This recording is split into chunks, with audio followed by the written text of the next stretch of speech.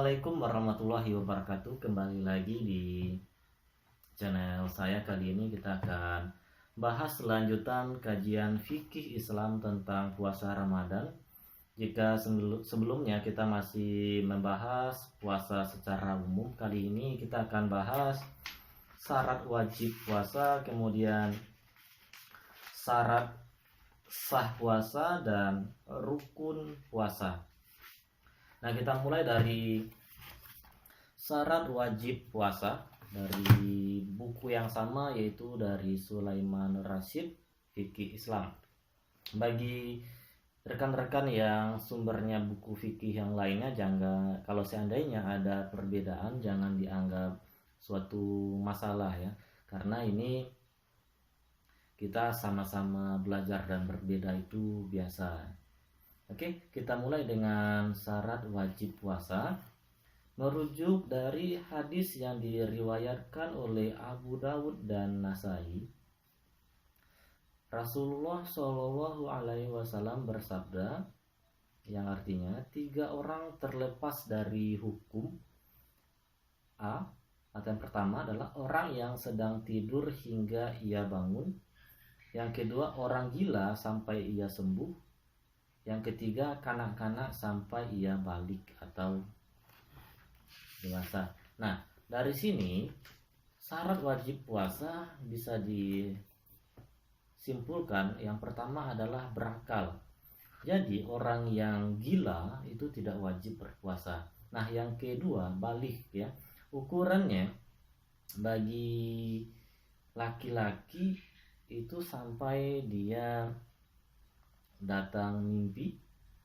Yang perempuan itu ditandai dengan datang bulan. Dan dalam buku ini disebutkan umur 15 tahun ke atas itu bisa dimasukkan kategori balik atau berakal. Lalu selanjutnya yang ketiga adalah kuat berpuasa. Karena orang yang tidak kuat berpuasa meskipun dia beriman itu tidak wajib puasa. Misalnya orang sakit, kemudian orang yang sudah tua itu tidak diwajibkan berpuasa.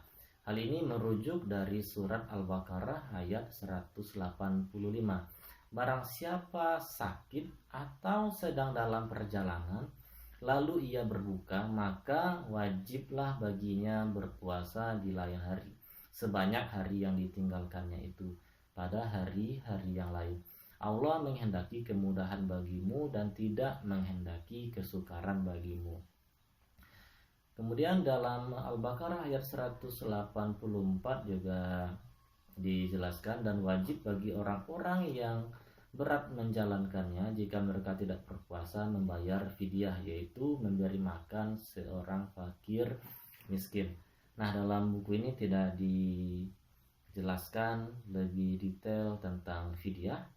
Kemudian juga tidak dijelaskan menghadanya itu seperti apa. Berarti kita nanti bisa merujuk dari buku fikih yang lainnya. Kemudian syarat sah puasa. Yang pertama adalah Islam. Orang yang bukan Islam itu tidak sah puasa.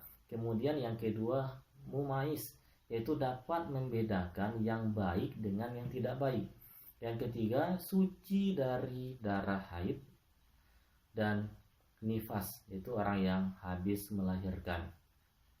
Tetapi di sini diterangkan lagi, orang yang haid ataupun nifas itu tidak sah berpuasa, tapi keduanya wajib mengqada atau menggantinya di hari yang lain sebanyak yang ditinggalkannya itu.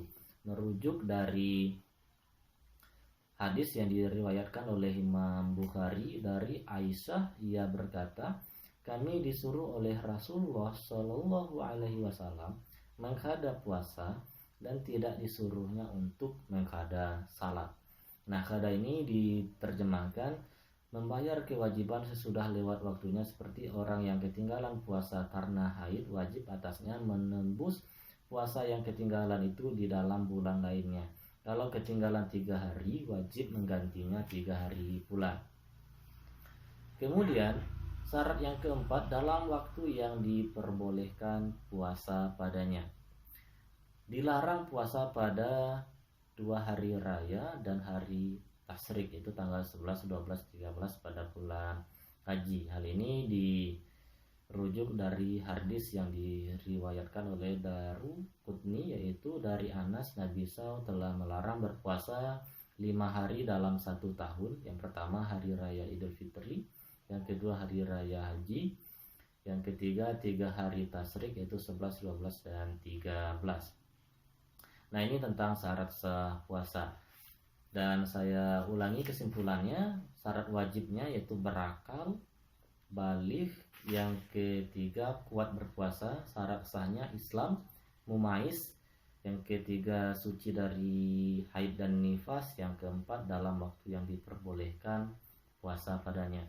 Sementara itu rukun puasa dalam hal ini ada 2. Yang pertama niat pada malamnya, yaitu setiap malam selama bulan Ramadan. Yang dimaksudkan dengan malam puasa ialah malam yang sebelumnya.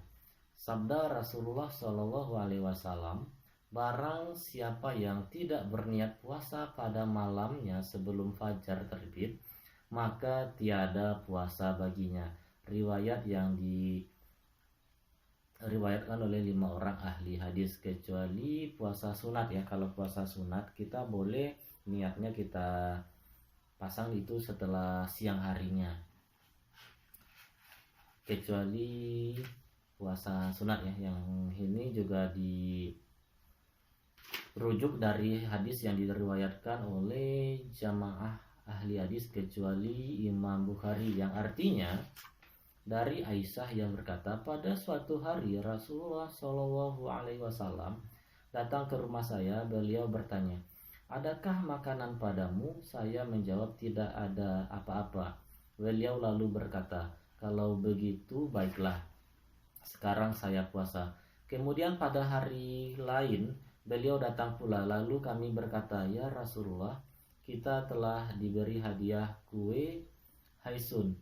Beliau berkata, mana kue itu? Sebenarnya saya dari pagi puasa. Lalu beliau makan kue itu. Kemudian rukun puasa yang kedua adalah menahan diri dari segala yang membatalkan sejak terbit fajar sampai terbenam matahari. Nah, yang ditahan seperti yang sudah kita bahas dalam pembahasan sebelumnya, yaitu menahan segala bentuk haus, kemudian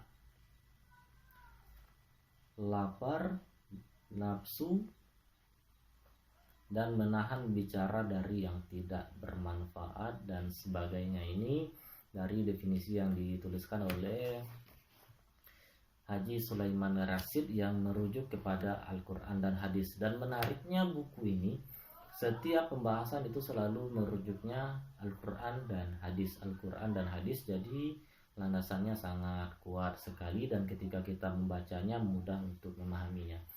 Dan di video selanjutnya nanti kita akan bahas ada 6 hal yang membatalkan puasa. Oke, sampai jumpa di video berikutnya. Terima kasih atas perhatiannya.